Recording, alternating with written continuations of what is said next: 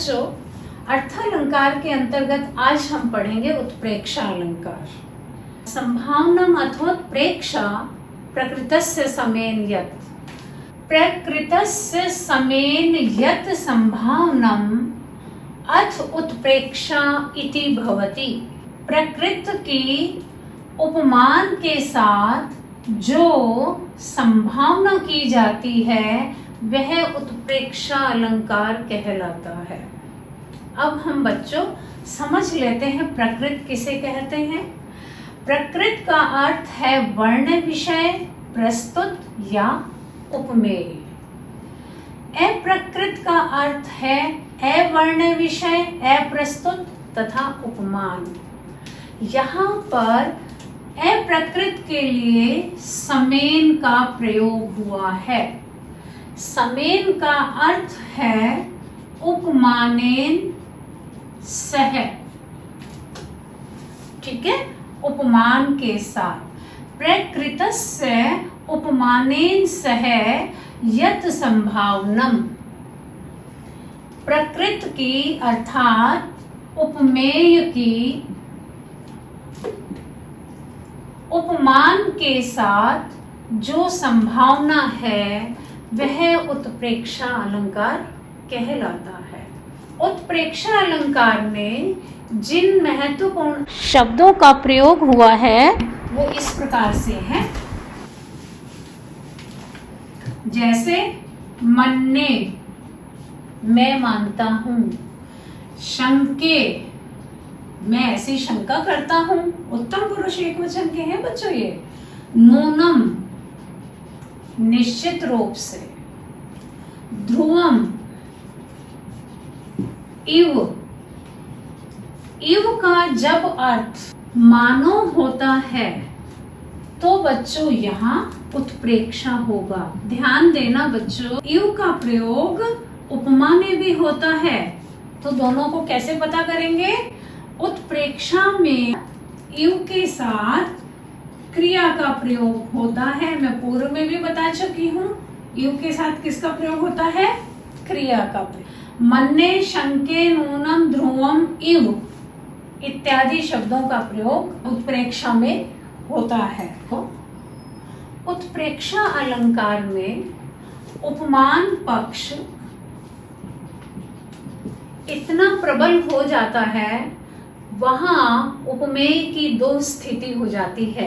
Number एक, या तो उपमेय का कथन ही नहीं होता, या फिर उपमेय का कथन हो फिर भी उपमान के द्वारा उसका निगरण कर लिया जाता है। ठीक है, आगे समझ में? तो हम दो उदाहरण समझते हैं। नंबर एक उदाहरण हमारा है उपमेय का अकथन, जहां उपमान पक्ष इतना प्रबल है कि वहां उपमेय का कथन ही नहीं हो रहा, लेकिन उसकी संभावना की जा रही है। उपमेय की हम संभावना कर लेते हैं, संशय कर लेते हैं, उच्च कोटि का संशय कर लेते हैं। कवि की कल्पना से चमत्कार पूर्ण उपमेय की संभावना कर लेते हैं। ठीक है, तो हम सबसे पहला उदाहरण करते हैं। लिम्पति इव तमो अंगानी वर्षति व अंजनम नभ ए सत्पुरुष सेवे दृष्टिर विफलताम गता। बच्चों, प्रस्तुत उदाहरण में लिम्पति इव तमो अंगानी यह हमारा उपमान है। वर्षति इव व अंजनम नभः यह भी हमारा उपमान है। प्रस्तुत उदाहरण में अंधकार अंगों को लीप रहा है तथा आकाश से काजल बरस रहा है। तो यहाँ दो उपमान है।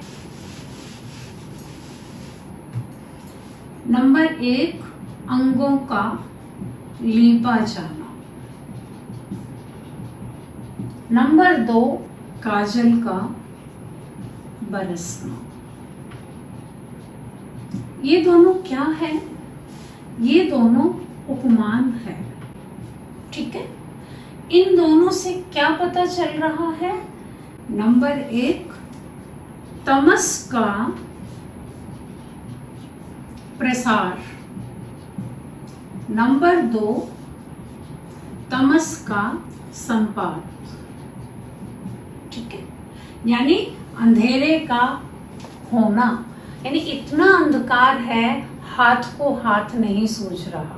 प्रस्तुत उदाहरण में अंधेरे का प्रसरण हो गया है, इस बात का कथन नहीं है, परंतु लिम्पति इव तमो अंगानि तथा वर्षति इव वा अंजनम नभः, इसके द्वारा अंधकार के प्रसरण रूपी उपमेय का स्पष्ट कथन हो रहा है।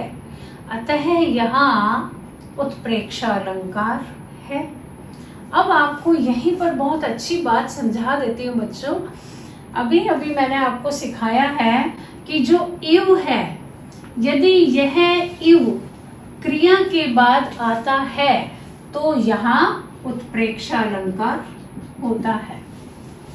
ठीक है, और यदि यही इव संज्ञा के बाद आता है तो यहाँ उपमा अलंकार है।